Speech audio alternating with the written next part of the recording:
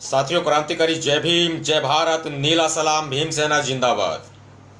लीजिए, जो बातें मैं आज आपको बताने वाला हूं, खून खौल उठेगा आपका यह सुनकर। अगर आपके अंदर जरा सा भी बाबा साहब डॉक्टर अंबेडकर जी के प्रति, साहब काशीराम के प्रति अगर प्यार होगा, प्रेम होगा, आस्था होगी, तो आप इस बहन की आवाज बनेंगे। क्योंकि ये बहन जिंदगी और मौत के बीच जूझ रही है। एक तो मार पड़ी उन दरिंदों की, बलात्कार की, मारपीट की, गर्दन तोड़ी, जीभ काटी, हाथ पैरों पे चोटें मारी और फिर अस्पताल में संघर्ष कर रही है, तो प्रशासन की मार पड़ी। बताऊंगा कैसे मार पड़ी। ट्वीट पे भी देख रहे हैं, फेसबुक पे भी देख रहे हैं, लगातार आवाज उठाई जा रही है साथियों के द्वारा, लेकिन कोई भी रिजल्ट नहीं निकला, कोई परिणाम सामने नहीं आया। भाई, 2-4 ग्रुपों में शेयर करके कुछ और साथियों को जोड़ लो। मैं तमाम भीम सैनिकों से अपील करता हूं ये। और मेरे साथियों, सबसे बड़ी बात जो है ना, एक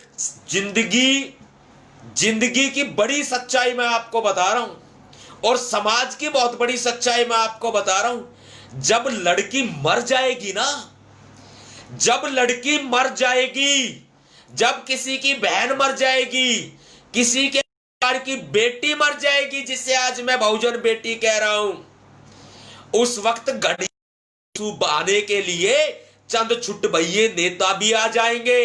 जय भीम चिल्लाने वाले मेरे प्यारे साथी भी आ जाएंगे। आज जब ये बेटी जिंदा है ना, तो कुछ साथियों को छोड़ करके बहुत सारे साथी ऐसे हैं, यार छोड़िए, कोई बात नहीं, रोजाना घटनाएं होती है, कोई बात नहीं, हर दिन देश में बहुजन के ऊपर घटनाएं हो रही है, कोई बात नहीं, खून को पानी बना लो अगर कोई साथी ये सोचता हो तो। नहीं तो शरीर में खून नहीं, भी किसी का खून ना खोला ना, तो खून नहीं, वो पानी है। 14 सितंबर 2020 को यह घटना होती है, एक निर्मम घटना, एक दर्दनाक घटना, एक वहशीपन, एक दरिंदगी। ये हमारी बहन, ये हमारी बेटी अपनी मां के साथ में खेत में चारा लेने के लिए गई थी और वहां पर ठाकुर जाति के कुछ तथाकथित दरिंदों ने, मनुवादियों ने, औरत की आबरू के लुटेरों ने, जिन्हें का सिर धड़ से अलग कर दिया जाए तो यह भी छोटी सजा होगी, फांसी टांग दिया जाए यह भी छोटी सजा होगी। उन दरिंदों ने, इस बहन की मां एक खेत में काम कर रही थी और बगल में एक दूसरा खेत था, ये हमारी बहन वहां पे काम कर रही थी, लेकिन इन दरिंदों ने इस लड़की को टारगेट बनाया, हमारी बहन को टारगेट बनाया। सुन लेना ध्यान से, और सुनते सुनते शेयर करके और साथियों को भी बता देना।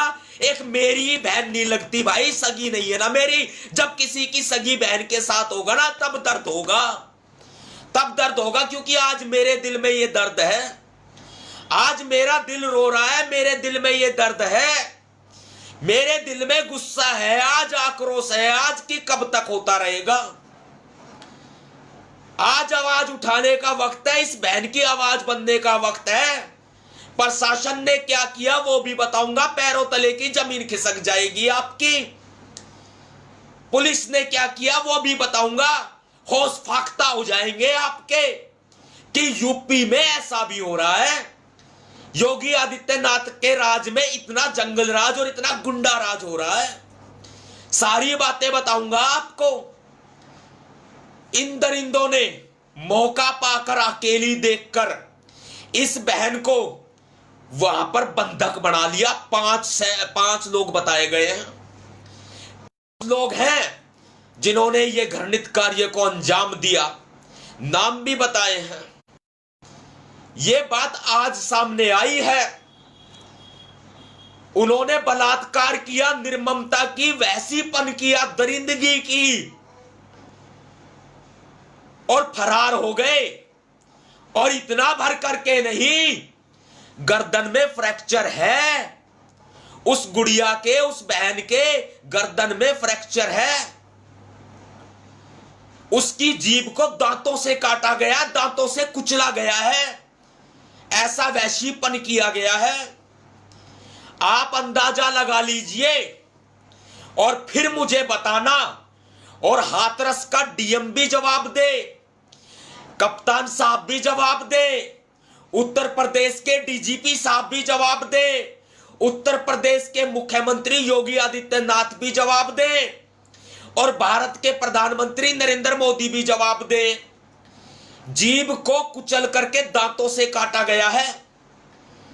वो लड़की बोल नहीं पा रही थी, बिल्कुल भी बयान नहीं कर पा रही थी अपनी आप बीती। इसके बाद जैसे पता चला कि हां वो बेहोशी की हालत में वहां पड़ी है, जब देखभाल की गई, तलाश की गई, बेहोशी की हालत में उसको पाया गया। उसके तन पे कपड़े नहीं थे, उसके तन पे कपड़े नहीं थे। उसकी मां ने कह करके बताया है, मुझे बताते हुए शर्म आ रही है कि पजामी उतरी हुई थी। सोचिए, वो भी किसी की बहन होगी, किसी की बेटी होगी। आज मैं उसको बहुजन की बेटी कह रहा हूं, वो बहुजन की बेटी है। आज बहुजन समाज निकल करके आएगा, उस बेटी के न्याय के लिए उसकी आवाज बनेगा।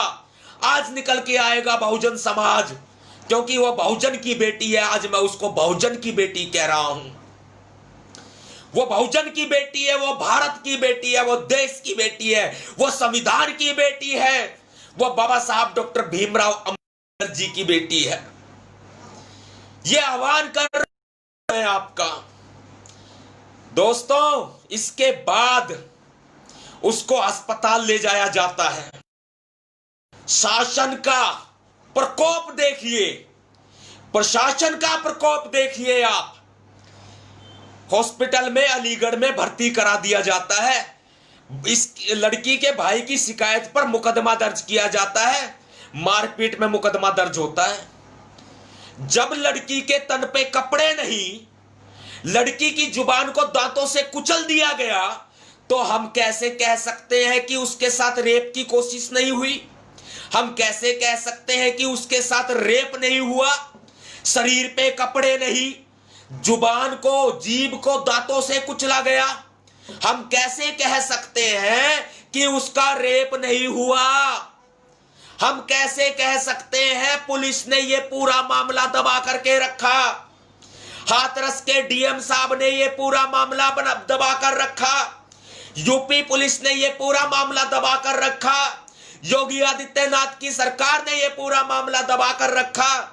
जब हमारे कुछ सामाजिक संगठन वहां पहुंचे हैं, हमारे सामाजिक साथी वहां पहुंचे हैं, जब हमारे समाज के भीम सैनिक वहां पहुंचे हैं, तब पुलिस के कान पे जरा सी रुज्जू रेंगी, लेकिन वो भी रेंगी नहीं बिल्कुल भी।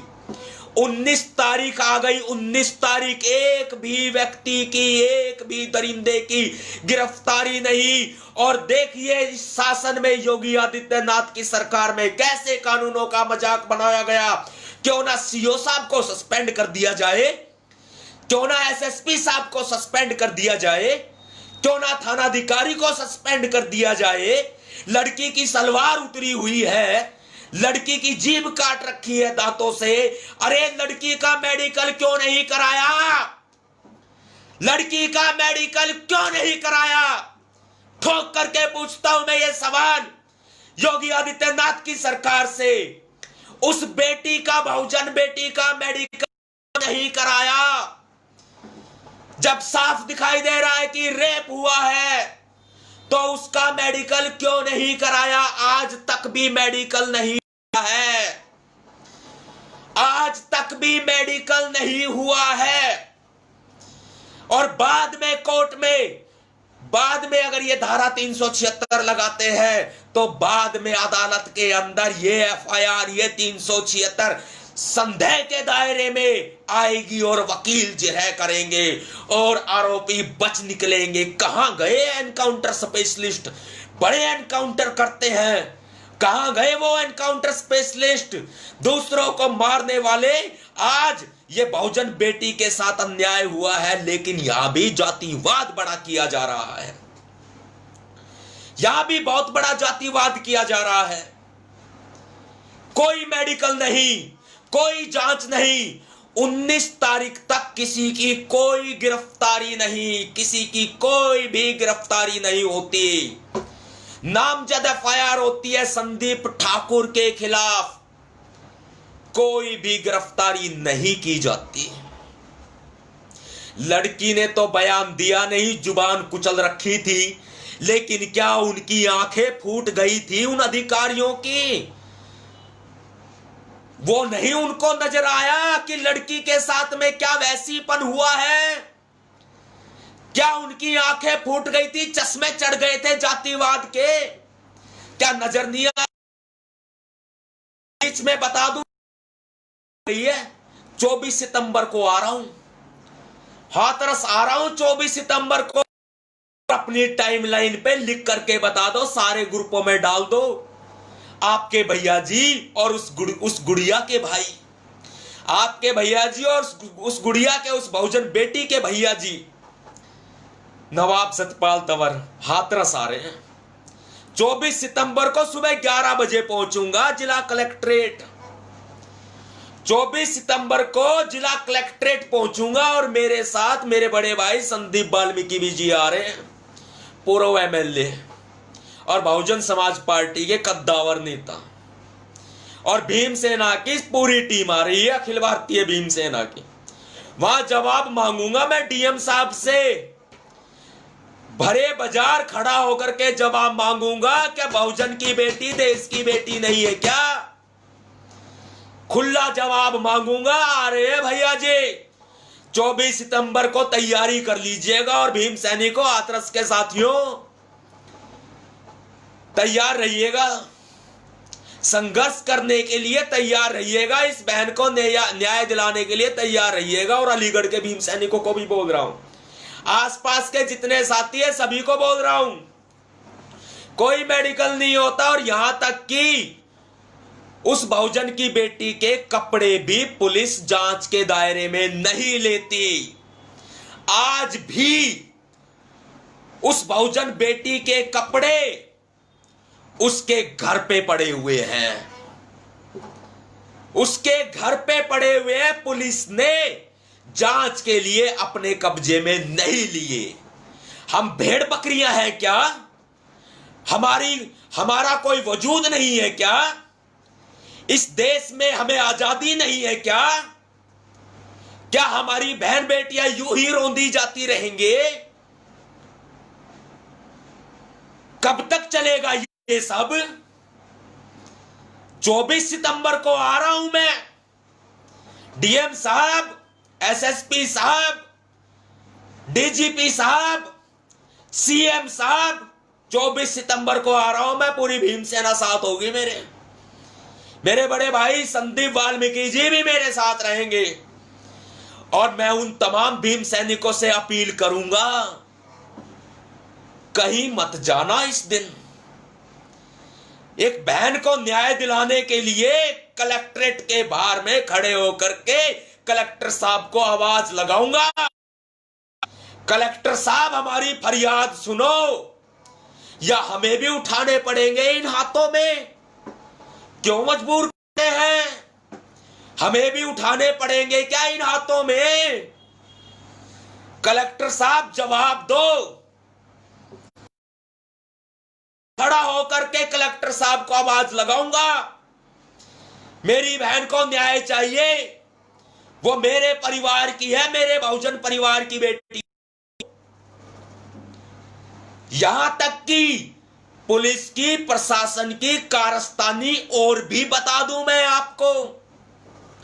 19 तारीख को, 19 सितंबर को DM Hathras police, DGP UP police, CM Yogi Adityanath को मैं अपने ऑफिशियल ट्विटर अकाउंट से, भीमसेना चीफ नाम के अकाउंट से ट्वीट करता हूं कि लगता है मुझे हाथरस आना पड़ेगा, कार्रवाई नहीं हो रही है। कार्रवाई करें महोदय, आप हालात बिगड़ेंगे, आप जिम्मेदार होंगे। अगले ही दिन 20 सितंबर को एक अभियुक्त, एक दरिंदा पुलिस ने सुबह सुबह ही गिरफ्तार कर लिया।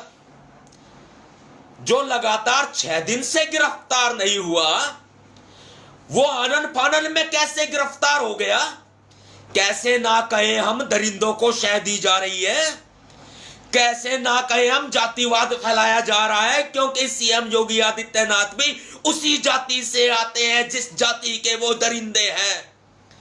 क्यों ना कहे हम, क्यों ना सवाल उठाए हम, सीएम योगी आदित्यनाथ भी उसी जाति से आते हैं जिस जाति के ये दरिंदे हैं।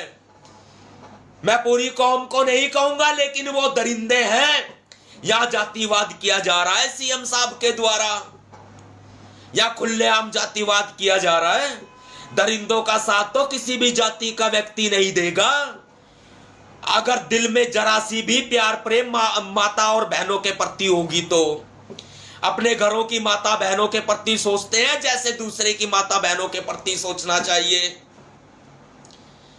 हद की बात हो गई है। कब युक्त गिरफ्तार हो गया, डीएम साहब अपनी पीठ थपथपा रहे हैं, कहते हैं कि एक अभियुक्त की गिरफ्तारी की जा चुकी है। बड़ा सवाल उठा